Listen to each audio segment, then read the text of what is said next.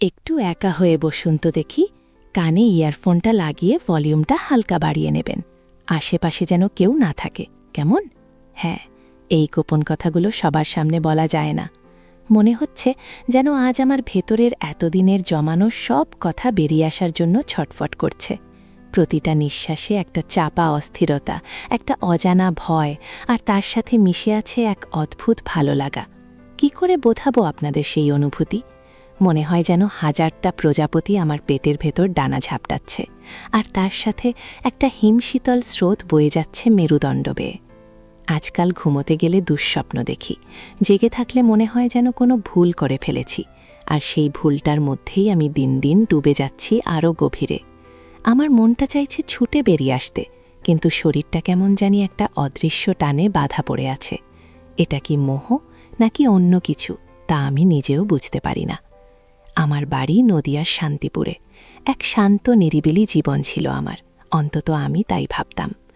আজ আমি একটা সাধারণ ছাপা শাড়ি পরেছি, কিন্তু তাতেও কেমন একটা অস্বস্তি লাগছে। মনে হচ্ছে যেন আমার প্রতিটা লোমকূপ দিয়ে একটা চাপা অনুভূতি বেরিয়ে আসতে চাইছে।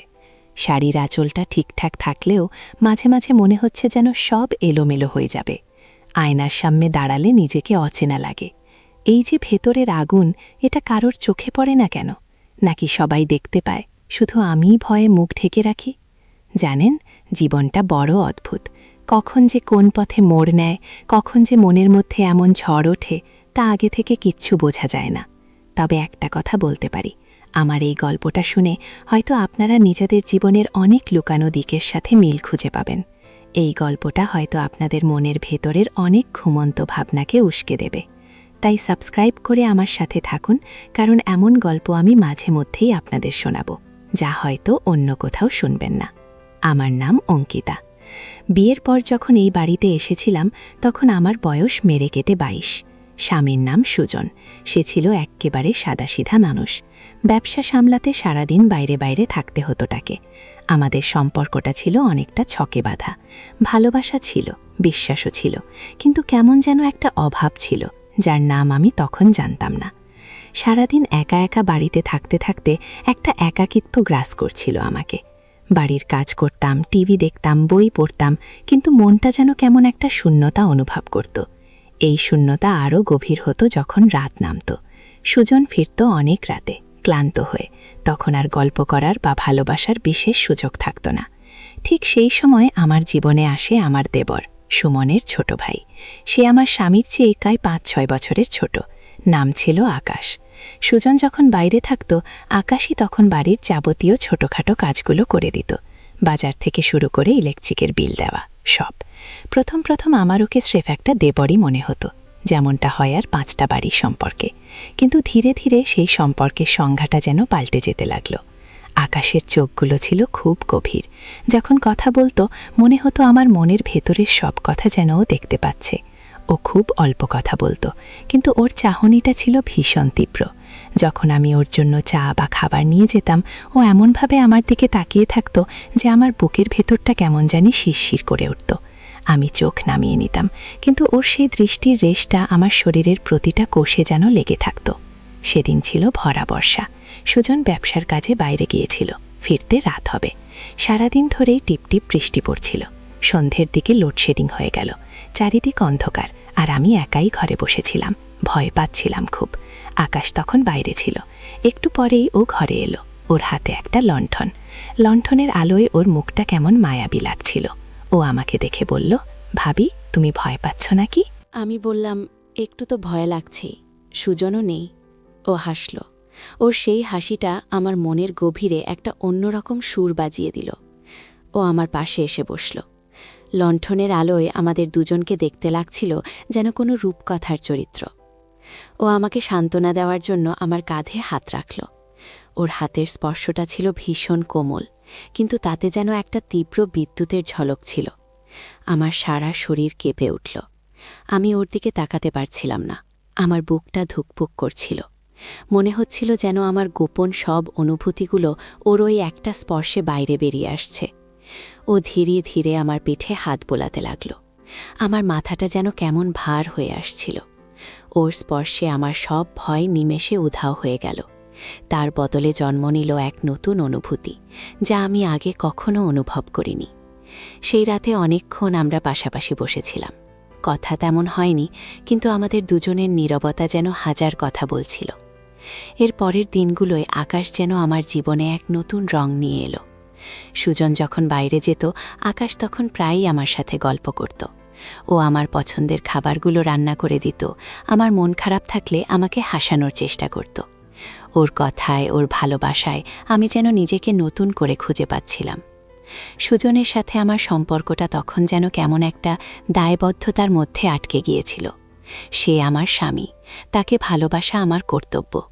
কিন্তু আকাশের প্রতি আমার অনুভূতিটা ছিল সম্পূর্ণ অন্যরকম। ও যখন আমার পাশে এসে বসত, আমার মনে হতো যেন আমি এক অন্য জগতে চলে গেছি। ওর সান্নিধ্য আমাকে শান্তি দিত, আমাকে পূর্ণতা দিত। একদিন আমি রান্না করছিলাম, হঠাৎ করে আমার হাত ফসকে একটা বাটি মেঝেতে পড়ে গেল। কাছের টুকরোগুলো ছড়িয়ে ছিটিয়ে গেল চারিদিকে। আমি ভয়ে জমে গেলাম। আকাশ তখনই ছুটে এলো। ও আমাকে সাবধানে সরিয়ে দিয়ে নিজেই ভাঙা কাজগুলো কুড়োতে লাগল। আমি ওকে নিষেধ করলাম, কিন্তু ও শুনল না। কাজ কুড়োতে গিয়ে ওর আঙুলটা কেটে গেল। রক্ত দেখে আমার বুকটা ছ্যাদ করে উঠল।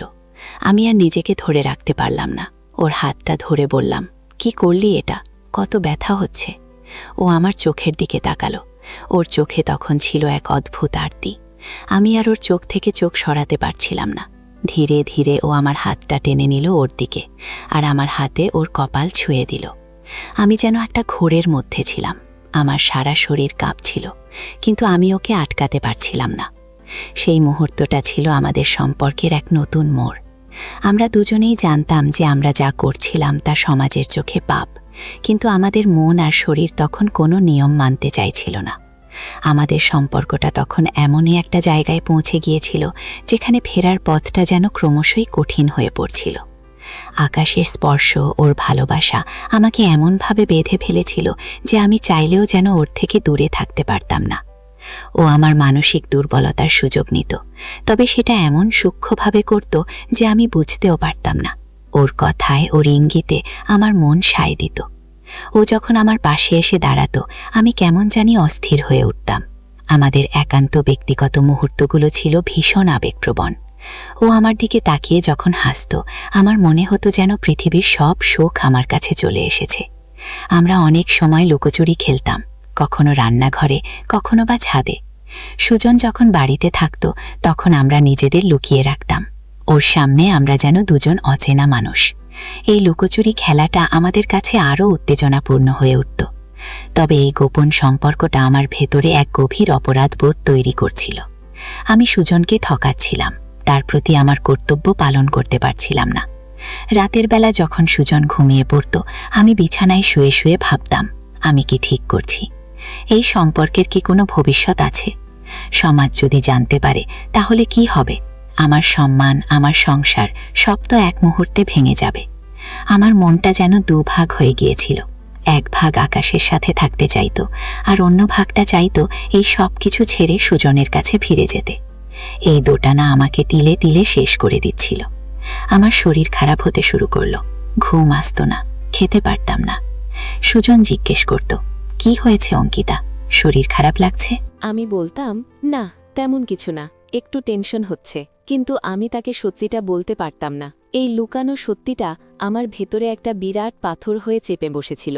আকাশ নিজেও এই সম্পর্কের পরিণতি জানত। সেও জানত যে এটা ভুল, কিন্তু আমরা দুজনেই যেন একটা চোরা বালিতে পড়ে গিয়েছিলাম। যত বেরিয়ে আসার চেষ্টা করতাম, তত যেন আরও গভীরে তলিয়ে যেতাম। একদিন আকাশ আমাকে বলল, ভাবি, আমি জানি এটা ভুল, কিন্তু আমি তোমাকে ছাড়া থাকতে পারি না। ওর এই কথাটা বেশি দুর্বল করে দিয়েছিল। আমি ওকে বোঝানোর চেষ্টা করতাম যে এটা ঠিক নয়, কিন্তু আমার নিজের মনই আমার কথা শুনত না। আমি বুঝতে পারছিলাম আমি একটা ভুল পথে হাঁটছি। এই পথটা হয়তো আমার জীবনের সব সুখ কেড়ে নেবে। আমার ভেতরের বিবেক আমাকে বারবার প্রশ্ন করত, অঙ্কিতা, তুমি কি চাও তোমার জীবনটা এভাবে ধ্বংস হয়ে যাক? আমি জবাব দিতে পারতাম না। এরপর একদিন আমি একটা কঠিন সিদ্ধান্ত নিলাম। আমি সুজনের কাছে ফিরে আসার চেষ্টা করব, আকাশের থেকে নিজেকে দূরে সরিয়ে রাখব। এটা খুব কঠিন ছিল, কারণ আকাশের প্রতি আমার আকর্ষণটা তখনও তীব্র ছিল। কিন্তু আমি জানতাম আমার পরিবার, আমার সংসার, আমার ভবিষ্যতের জন্য এটাই একমাত্র পথ। আমি আকাশের সাথে দেখা করা বন্ধ করে দিলাম, ওর সাথে কথা বলা কমিয়ে দিলাম। ও প্রথমে অবাক হয়েছিল, তারপর আমাকে বোঝানোর চেষ্টা করেছিল, কিন্তু আমি আমার সিদ্ধান্তে অটল ছিলাম। আমার মন কাঁদছিল, আমার শরীর ছটফট করছিল, কিন্তু আমি নিজেকে শক্ত রেখেছিলাম। আমি সুজনের সাথে বেশি করে সময় কাটাতে শুরু করলাম, ওর প্রতি আমার মনোযোগ বাড়ালাম। ধীরে ধীরে সুজনও আমার পরিবর্তনটা লক্ষ্য করতে পারল, সেও আমার কাছাকাছি আসার চেষ্টা করল। হয়তো সেও এই একাকিত্ব অনুভব করত। আজ আমি অনেক শান্তিতে আছি। আকাশের সাথে আমার সম্পর্কটা এখন আগের মতোই, একটা সাধারণ দেবর ভাবীর সম্পর্ক। ওর প্রতি আমার সেই আকর্ষণটা হয়তো এখনও আমার মনের গভীরে লুকিয়ে আছে, কিন্তু আমি আর সেই পথ দিয়ে হাঁটি না। আমি বুঝেছি, কিছু সম্পর্ক বাইরে থেকে দেখতে যতটা লোভনীয় হয়, ভেতরে ভেতরে তা ততটাই বিষাক্ত। কিছু মোহ আমাদের জীবনটাকেই ধ্বংস করে দিতে পারে। হয়তো একাকিত্ব বা মানসিক দুর্বলতার সুযোগ নিয়ে যে সম্পর্ক তৈরি হয়, তার ভিত্তি কখনোই মজবুত হয় না। সেই সময়গুলোতে আমি আসলে আমার স্বামীর ভালোবাসা থেকে নিজেকে বঞ্চিত করছিলাম। নিজের ভেতরটা এমনভাবে ফাঁকা করে দিয়েছিলাম যে অন্য একজন সেই সুযোগটা পেয়েছিল। হয়তো এই ধরনের অভিজ্ঞতাগুলো আমাদের জীবনের এক একটি কঠিন পরীক্ষা। এই পরীক্ষাগুলোতে সফল হতে পারলে আমরা জীবনের সঠিক পথটা খুঁজে পাই। তাই জীবনে যখনই এমন কোনো টানাপড়েন আসবে, যখনই মনে হবে কোনো মোহ তোমাকে ভুল পথে ঠেলে দিচ্ছে, তখন থেমে গিয়ে একবার ভাবা উচিত এর পরিণতি কি হতে পারে। কারণ এই সমাজ, এই পরিবার, এই জীবন সবকিছুরই একটা নিয়ম আছে। সেই নিয়ম ভাঙলে তার ফল কিন্তু নিজেকেই ভোগ করতে হয়। নিজের মনকে শক্ত রাখতে শেখো, কারণ মনই আমাদের সবচেয়ে বড় শত্রু, আবার বন্ধুও।